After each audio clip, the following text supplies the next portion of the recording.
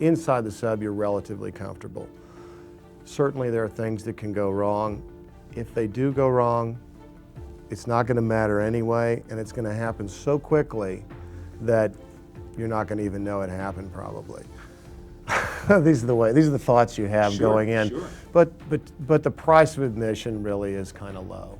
To get to go down and see this legendary ship, and to go with Jim Cameron. What a sight, what a sight.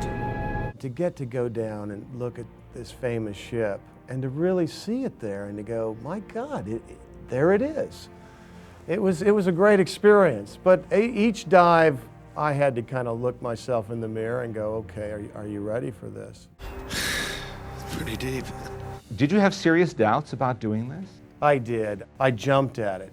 But then as you start thinking about physically what's going to be required of you to get in a 3-man deep-sea Russian submersible for a 13-hour dive, to go down 2.5 miles to a place where the sun has never penetrated. And you're starting to think, okay, I've got young kids, I need to get them to an age where they can support themselves before I do something this crazy. I knew we were going to get close to Titanic, but not this close. The sub experience is very much like an astral projection. You approach the bow and then you rise up over it.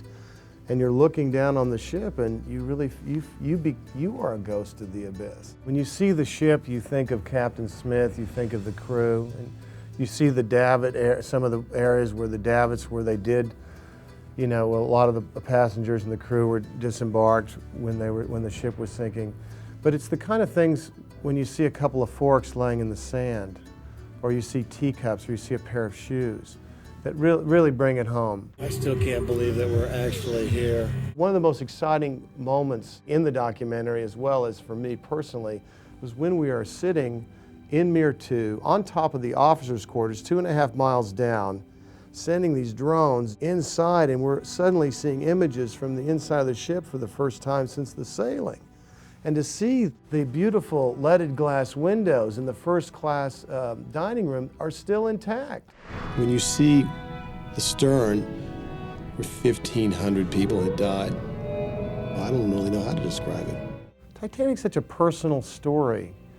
I think to each one of us, I think all of us at some time in our dreams or even in our waking moments have pictured ourselves, what would it have been like to be on that deck, knowing that the lifeboats had gone away. What were you going to do? Contemplating your own fate. You think about the people on the water.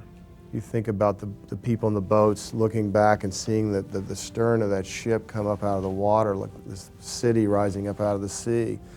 You think about the people in the water. It's this ultimate parable of how would you measure up. I think there's so many things about it, and it's such a fantastical story that no writer could ever write something so perfect in a way, a perfect tragedy.